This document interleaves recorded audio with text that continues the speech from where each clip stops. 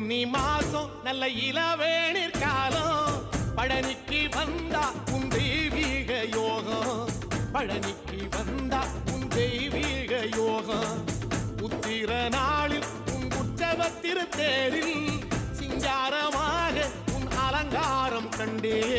அலங்காரம் காண நான் ஆனந்தமானே கைலாசன் மகராசா உன் வாசல் வந்தேனே குளிரான பன்னீரால் அபிஷேகம் கண்டேனே